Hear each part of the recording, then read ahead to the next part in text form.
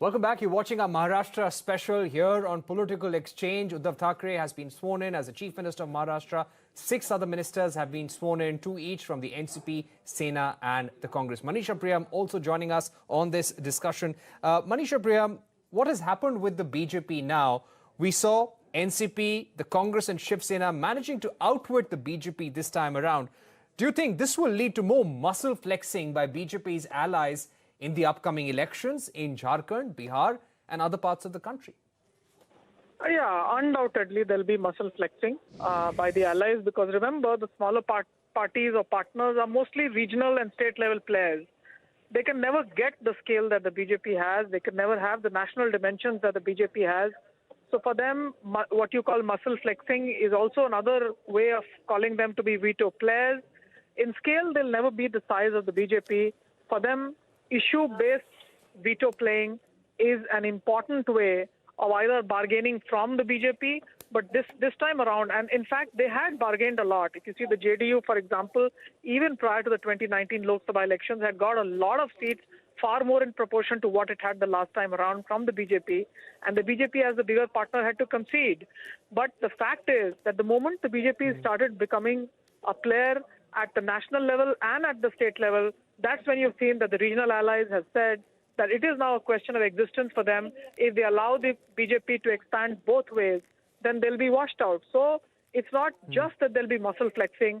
It will also be a situation that there will be a genuine, even the erstwhile allies in Lok Sabha elections, as the Shiv Sena was for the BJP, you will find they will behave very differently when it will come to state elections.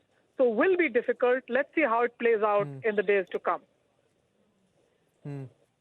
All right, so let's see how this plays out. Rashid Kidwai, to get you in, how will this play out in Parliament now? There will be contentious issues on the floor of the House. Is the BJP now staring at more resistance in the Rajya Sabha? I think so. In terms of numbers also, there is going to be, fall. Shiv Sena had 3 members, so there is going to be a, constant shortfall each time you lose a state. The issue before BJP is extremely, critical now.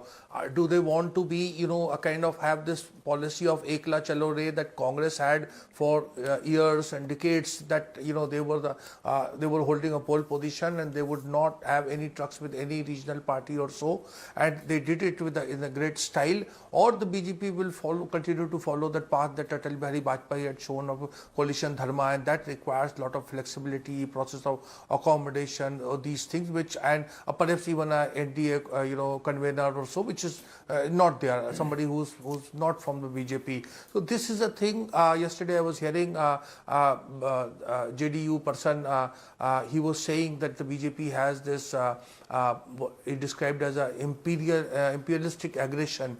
Now, splendid isolation. These are strong words. Mr. Pawan Verma is using it. So there is a message, as Manisha was saying, for the BJP, and BJP must prepare itself. They could have fought, Maharashtra elections alone and done perhaps, better than this 105 figure, or in Jharkhand or in Bihar. So everywhere they have this choice. They have to make up their mind. The time is certainly running out for them. All right, so time is running out. Mahesh Tapse, I'm sorry to keep you waiting, but one of the points that Tom Vadakan on this panel made, Amit Shah has made this, and Devendra Fadnavis has also made repeatedly, that BJP did not compromise on ideology. It was a Shiv Sena that did that. And this is an alliance of convenience. NCP, Shiv Sena, Congress, they've come together because they are power hungry and they just wanted to be in government. So how are you going to counter this argument in the days to come? The BJP also saying that we'll hold them to account when it comes to the debt situation in the state and also the plight of farmers. So the biggest power-hungry party that we see in this country today is the BJP, and they have always compromised on their ideologies. As far as their relationship with their smaller partners or parties, they do talk about a win-win situation or a symbiotic relationship, but end up on poaching their own partners in the respective states. So this has happened in a number of places. The recent Haryana outcome is also one of the things that is there. what we have seen last Saturday, suddenly all of a sudden the president rule has been removed from Maharashtra in the early twilight hours of the morning, and the new chief minister and deputy chief minister being sworn in. So this is something which only probably BJP can do and nobody else can do in this country. Secondly, as far as our relation with the Shiv Sena, let me remind you one thing. During the time of emergency, when the entire country was against Mrs. Indira Gandhi, even at that time, Mr. Balasaheb Thackeray, late Balasaheb Thackeray, stood by Indira Gandhi at that time. So it's not that they were in loggerheads with each other. So they had some working arrangement as far as Mumbai and Maharashtra is concerned. It's only in the late 80s that the Shiv Sena started going out in rural areas of Maharashtra beyond the purview or the scope of Thane Municipal Corporation and Mumbai Municipal Corporation. But yes, there were issues which we had to sit on, sort out. There were things which we had to prioritize rather than, which portfolio will come to which party. How best we can collectively together win, how collectively together we can go ahead and sort out the issues in Maharashtra, especially the agrarian crisis, the economic crisis, the rising debt, all these things have been very well discussed. And I think we'll sail through very, very comfortably. All right. Mr. Vadakan, to get you in at this point, I think Mr.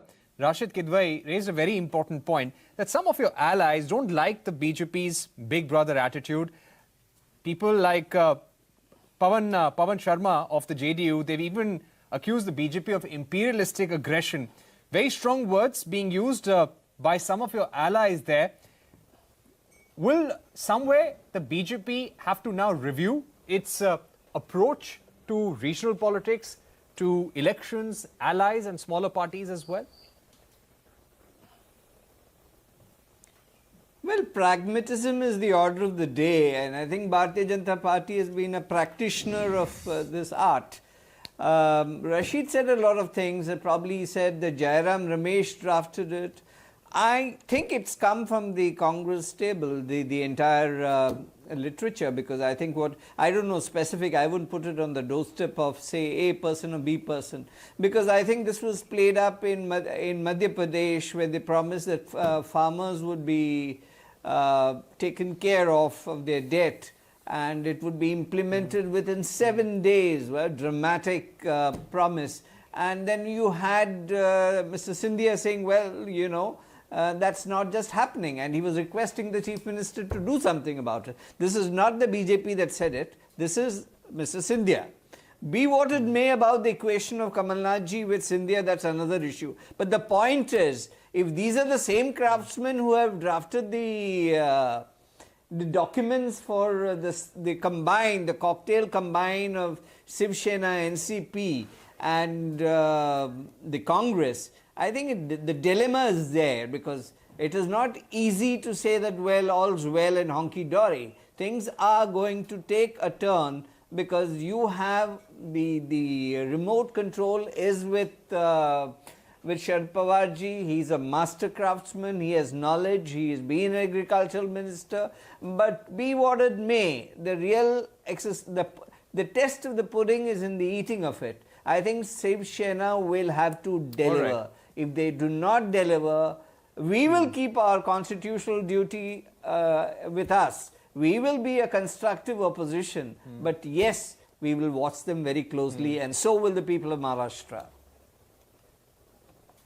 All right. So you're somebody who's been in the Congress and the BJP, so I guess you can give us a holistic view there as well, Mr.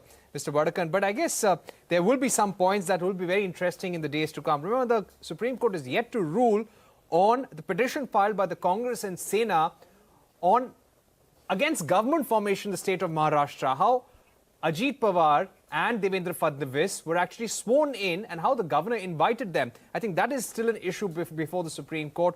On what basis did the BJP seek to be sworn in? All those questions will be answered in the days to come. Yes, the BJP will hold this government to account, but a lot of questions about the BJP and a lot of course correction that the BJP will also have to make. But gentlemen, thank you very much for joining us. I'd like to thank Rashid Kidwai, Avik Saha, Mohammad Ayub, Tom Vadakan, Mahesh Tapse for joining us on CNBC TV18 Political Exchange.